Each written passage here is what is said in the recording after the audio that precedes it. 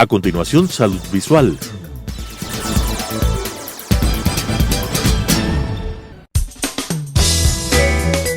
Clasificación A. Apto para todo público.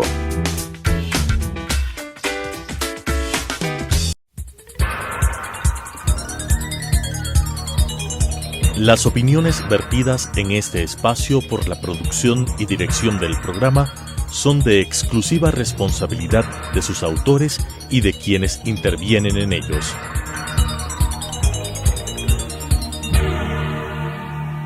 Telesucesos Canal 29 UHF presenta Salud Visual, un segmento dedicado a informar sobre el cuidado de los ojos con la conducción del doctor Marcelo Larco. Salud Visual. Bienvenidos amigos televidentes a este nuevo programa de Salud Visual. En esta ocasión vamos a topar un tema fundamental.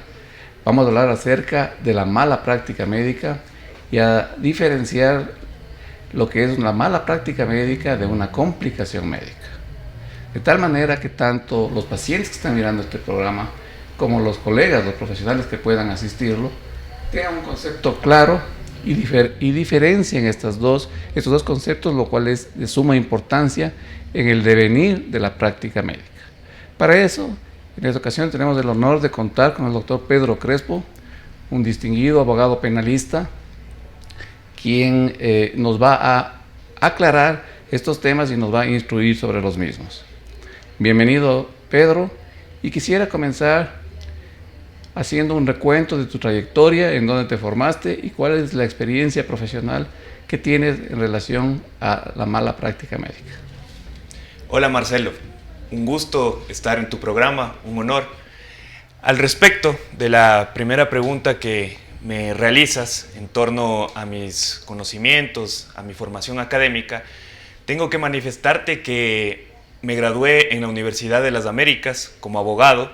Posteriormente a eso realicé varios cursos de carácter nacional e internacional.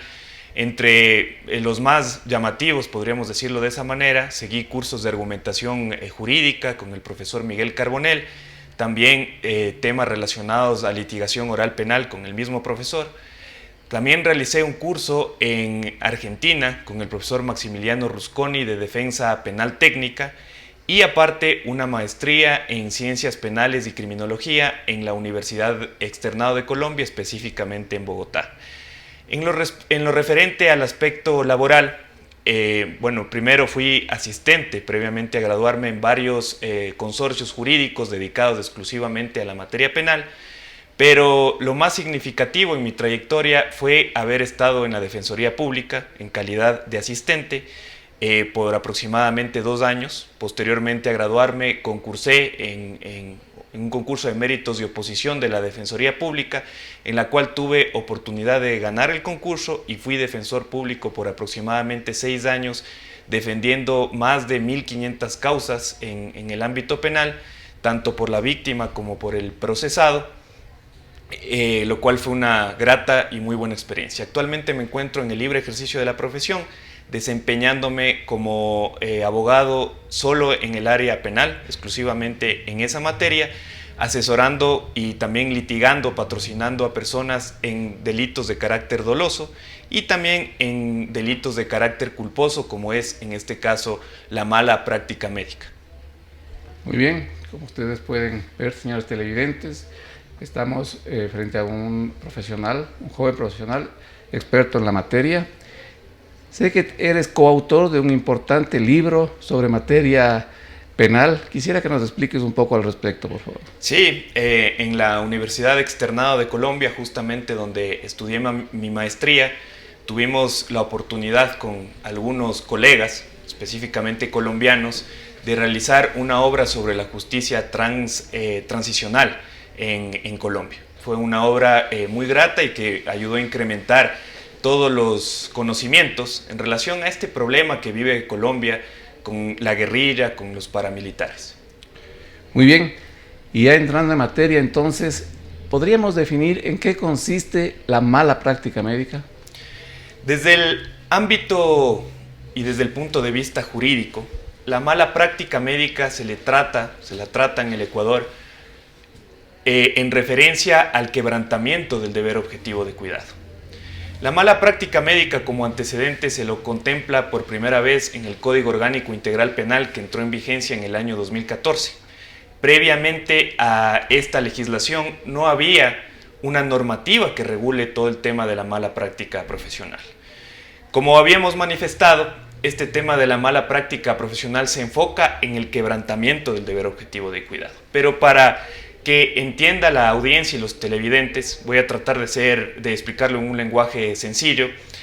El quebrantamiento del deber objetivo de cuidado tiene varias características. Primero, la producción de un resultado de carácter dañoso o de carácter peligroso, como puede ser las lesiones o la muerte de una persona, tiene que tener total relación con la actividad médica en relación, por ejemplo, a una intervención quirúrgica o a un tratamiento médico que se realice. Para esto voy a poner un ejemplo. Si un médico está realizando una intervención quirúrgica y se produce un desastre natural en el momento en que está realizando el médico la intervención quirúrgica, producto de este desastre natural, como podría ser un terremoto, colapsa las estructuras de la clínica o del hospital donde se está realizando dicho procedimiento, muere por esto el paciente, ese resultado de carácter dañoso, como es la muerte del paciente, no tiene nada que ver con la actividad que ha realizado el médico. Otro ejemplo sería que posterior a una intervención quirúrgica del médico, el médico le aconseja al paciente que consuma determinados medicamentos y este no lo hace, decide no consumir esos medicamentos o por el contrario, consumirlos de una forma inadecuada, lo que produce lesiones o la muerte en la persona. Esto tampoco tendría que ver con el accionar del médico o con el proceso quirúrgico que realizó. Pero supongamos que, en efecto, producto de la intervención quirúrgica o del tratamiento resulta lesionado o muerto el paciente. En relación a eso, hay que contemplar ciertas características que tiene el quebrantamiento del deber objetivo de cuidado. La primera es observar la diligencia del médico en relación al caso específico de la operación de ese paciente. Aparte de ello, se tiene que ver la formación profesional que tiene el médico y todo el equipo que intervino en la operación o en el tratamiento médico. Por eso es muy importante que los médicos, al momento de realizar un tratamiento o una intervención quirúrgica, cuenten con el equipo de profesionales adecuados, es decir, la enfermera, el anestesiólogo tienen que ser especialistas en lo que están realizando para que eso no acarree una responsabilidad al médico si se produce algún efecto no contemplado previamente a la cirugía. Y por último, se tienen que analizar las características objetivas de la operación, es decir, el paciente, el momento en que se realiza y la técnica utilizada para el médico, puesto que cada caso, cada operación, cada intervención quirúrgica tendrá connotaciones especiales. Esto quiere decir que el deber objetivo de cuidado no es universal, no se puede establecer un significado para absolutamente todas las intervenciones quirúrgicas, sino que se tendrá que analizar cada caso. Aparte de esto, también tiene que analizarse la lex artis, así lo llama la doctrina, y significa el conjunto de reglas, lineamientos o manuales que el médico en su especialización debe contemplar para realizar una intervención quirúrgica de forma correcta. Muy bien. Entonces, el deber objetivo de cuidado involucra una serie de conceptos que tienen que ser aplicados de una manera particular para cada caso. Así es. ¿Qué podríamos ejemplificar como diligencia médica en el acto médico? Perfecto. Justamente la diligencia médica tiene que ver con el ex artis que yo mencionaba. Al respecto se me ocurre citar doctrinariamente a un autor argentino llamado Rubén, se me escapa en este momento el apellido, Rubén Chaía, el cual establece que la lex artis sería el conjunto de reglas escritas y no escritas comúnmente aceptadas por la comunidad científica que en conjunto con las máximas de conocimiento y de experiencia establecen un consenso para dar una mejor atención al cliente en un momento histórico determinado. Claro está, que por cuestiones de tecnología, de evolución en la medicina, no se pueden establecer consensos claros sobre diferentes momentos históricos, sino que tendrá que ser en un momento determinado. Si el médico en su accionar contempla todas estas leyes, estos lineamientos para realizar su intervención quirúrgica, si no quebranta el deber objetivo de cuidado, estaríamos claramente dentro de una complicación médica si se ocurriría un caso de ser que no se dio el resultado esperado, más no en una mala práctica médica o en un quebrantamiento del deber objetivo de cuidado. Sobre eso, Marcelo, también hay que entender que nosotros, al vivir en sociedad, vivimos en una comunidad de riesgos. A las personas se nos permite llegar hasta un riesgo permitido dentro de la sociedad para poder desarrollarnos como tales. Para que sea más entendible lo que estoy manifestando, un ejemplo claro de esto es el manejo de los vehículos. Cuando uno toma su vehículo para dirigirse a su trabajo o salir a determinado lugar, está poniendo inmediatamente en peligro la vida de las personas y la integridad de las personas, puesto que potencialmente puede ocurrir que se atropelle a alguien o se cause lesiones a una persona por un choque o por un accidente automovilístico. Pero, sin embargo, si el conductor del vehículo cumple con todos los lineamientos establecidos para la conducción, es decir, respeta los semáforos, no se cruza señales para ceder el paso, no parquea en lugares donde no tenga que parquear y cumple con todos los lineamientos establecidos para el tránsito, si ocurre un accidente, si se impacta a una persona, si se la atropella, el conductor no sería responsable por esa conducta, puesto que está cumpliendo con todos los lineamientos. Exactamente lo mismo pasa con el tema de los médicos. Se les permite a los médicos hasta cierto punto llegar hasta un riesgo permitido en relación a la intervención que está haciendo por el paciente para obtener resultados mejores, que es sanarle sobre su patología. Y al respecto, el médico puede, obviamente, indudablemente poner en riesgo, inclusive, la salud de la persona para obtener resultados mejores. Pero si de esos riesgos ocurre que se da una situación, a pesar de que el médico ha cumplido con la lex artis, no ha irrumpido con el deber objetivo de cuidado y tampoco ha trascendido más allá del riesgo permitido y ocurren vicisitudes que pueden ocurrir en todas las profesiones, esto no sería endilgable al médico. En esta actuación no tendría nada que ver el médico. Por ejemplo, hay situaciones de personas que tienen características congénitas. Y esto nada tiene que ver con la operación o lo que realizó un médico y posteriormente esta persona sufre daños producto aparentemente de la cirugía, pero en eso, si el médico cumplió con el ex artis, nada tendría que ver. Hay que diferenciar mucho entonces lo que es una complicación médica de un acto de mala práctica médica. Los médicos tenemos a veces que enfrentar casos muy difíciles y en el argot médico se dice que el médico es igual que un torero. Al único torero que no tiene una cornada o que no sufre un accidente es el que no torea. Y el único médico que no tiene complicaciones es aquel que no practica la medicina o aquel cirujano que no opera. De tal manera que siempre existe un riesgo de complicación. Quiero recalcar un concepto fundamental. El médico también es paciente, tiene familiares.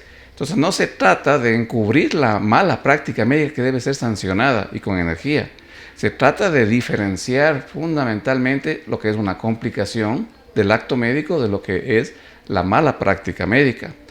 Entonces, como manifiesta el doctor Crespo, el médico tiene un cierto nivel de tomar un riesgo en beneficio del paciente. Sin embargo, siempre tiene que tener una balanza en el que coloque en un lado los beneficios y en el otro lado los riesgos, y siempre pensar en el bien del paciente, en la salud del paciente. Sin embargo, también hay que saber que a veces es una lucha desigual y pese a los enormes esfuerzos que haga un médico, el paciente termina falleciendo o termina sin conseguir el resultado esperado. ¿Qué debe hacer el médico para que en el registro del paciente quede perfectamente claro que fue atendido de una manera correcta, siguiendo todos los pasos y los lineamientos que que recomienda la práctica correcta de la medicina. Al respecto, cuando médicos van a mi consulta jurídica, yo les presento una serie de lineamientos que debe cumplir para no ser inmiscuidos posteriormente en un caso de carácter penal. Al respecto, primero se les manifiesta a los galenos que en el caso de que comparezca ante ellos una persona o un paciente del cual su diagnóstico no sea concordante con su especialidad, inmediatamente dicho galeno deberá remitir a dicha persona al médico especialista en dicha rama. Otra de las recomendaciones es que cuando el médico no esté seguro del diagnóstico que está realizando, permita hacer lo que yo llamo interconsultas, que se permita al paciente acudir a otros médicos que tengan la misma especialización del tratante para que determinen si el diagnóstico que está realizando el médico es el correcto y el paciente sobre todo tenga la facultad para ser intervenido de esa manera.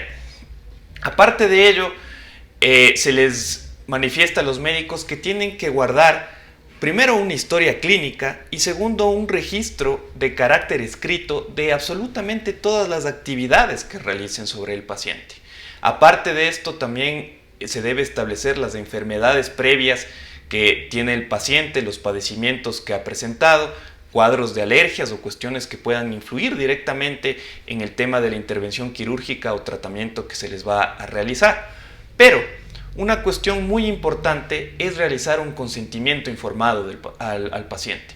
Cuando nos referimos al consentimiento informado, a las personas se les viene a la cabeza un documento o una proforma realizada por el Ministerio Público, por el Ministerio de Salud Pública, en el cual se debe llenar ciertos datos, pero el consentimiento informado tiene que ir más allá. Se le tiene que explicar, y ese es el derecho de todo paciente, de forma clara, en un lenguaje sencillo y comprensible para el paciente, todas las intervenciones que se va a realizar sobre su humanidad, sobre su integridad física y las posibles consecuencias que puede haber de esto. Inclusive el porcentaje que el médico considere de la factibilidad de realizar dicha operación, así como también de manifestarle al usuario de la salud, al paciente, las posibles consecuencias que llevaría el hecho de no realizarse dicha intervención quirúrgica. Así, en un consentimiento informado se tiene que hacer una especie de historia clínica en un inicio, posteriormente se tiene que establecer los lineamientos médicos al respecto y por último se tiene que hacer constar una cláusula en la cual se establezca que el paciente ha entendido absolutamente toda la intervención que se va a realizar y las posibles consecuencias. Esto determinaría que el médico no digamos salve su responsabilidad, porque tengo conocimiento de cerca de que los médicos utilizan todo su potencial para llegar a un mejor resultado, pero en eventualidades de complicaciones médicas se podría determinar que no hay responsabilidad. Excelente. Muy bien. Pedro nos ha dado algunos lineamientos que son fundamentales. El primero, el médico tiene que tener una formación que le permita hacer la cirugía o el acto médico, la consulta médica, con total conocimiento del problema que tiene el paciente. Y en caso de que no tenga esos requisitos, porque ahora la medicina es tan amplia que requiere de especializaciones, de muchísimas especializaciones, tiene que hacer la referencia que sea correspondiente. No todos los médicos conocemos de todas las especialidades, pues justamente incluso ahora hay las subespecialidades dentro de la medicina porque el conocimiento se ha expandido tanto que cada médico se va enfocando en un determinado aspecto de la misma. La segunda, que se debe buscar una segunda opinión. El médico no debe sentirse mal si un paciente dice, mire doctor, acudí a buscar una segunda opinión y me dijo lo mismo que usted me había manifestado o tal vez me dijo esto diferente, ¿qué le parece? Y la tercera, que se tiene que hacer un registro adecuado, correcto, minucioso de la atención que se le da al paciente. En eso va incluido lo que consiste o se conoce como consentimiento informado. El consentimiento informado no es un cheque en blanco que gira el paciente, sino más bien es el registro de que se le explicó los beneficios, las desventajas, los riesgos del procedimiento quirúrgico. De tal manera que la relación médico-paciente debe ser fundamental. El paciente tiene que confiar en su médico y el médico tiene que ser sincero con su paciente y decirle las posibilidades de éxito o los riesgos que puede involucrar este procedimiento. Pedro, esta situación jurídica que ha provocado hasta cierto punto la frecuencia de las demandas médicas ha hecho que la medicina que practicamos muchos médicos se vuelva una medicina defensiva. ¿Y eso en qué consiste? En que cuando llega a nosotros un paciente con un caso complicado, ya fue operado en otro consultorio, en otra clínica, y hubo una complicación, uno no quiere realmente involucrarse en ese caso y ese pobre paciente comienza a deambular por varios sectores porque el médico dice, no, ¿para qué me voy a complicar en este caso si es muy difícil? Entonces, el paciente también, la comunidad médica, las autoridades tienen que entender que cuando se hacen estas normas, a veces en lugar de beneficiar la actividad médica, la perjudican. Personalmente creo que tenemos una extraordinaria medicina en el Ecuador,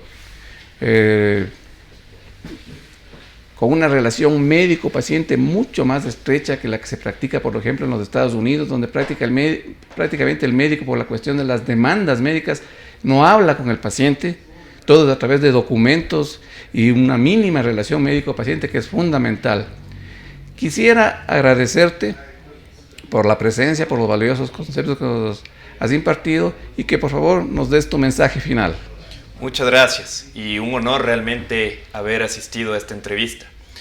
Considero que el hecho de que esté establecido en el Código Orgánico Integral Penal la práctica médica ha traído, y concuerdo con tu pensamiento, Marcelo, graves consecuencias no para los médicos, sino para los pacientes, pues ahora los médicos se cuidan de intervenir quirúrgicamente a las personas, inclusive teniendo los conocimientos, la experiencia y los estudios para realizarlo.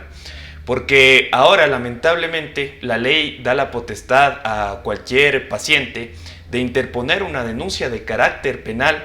Se abre un procedimiento contra el médico que muchas veces es álgido, es difícil por todas las ocupaciones que esto acarrea y que se tiene que determinar a través de peritos si hubo o no hubo mala práctica médica, y me parece que, como ya lo manifesté, el único afectado de todo esto termina siendo el paciente. Muy bien, muchas gracias, señores televidentes, por su atención y será hasta una nueva oportunidad.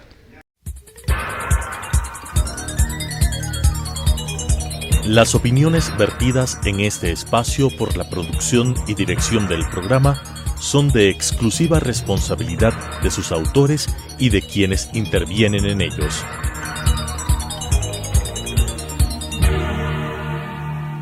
Telesucesos Canal 29 UHF presentó Salud Visual, un segmento dedicado a informar sobre el cuidado de los ojos con la conducción del Dr. Marcelo Larco. Salud Visual,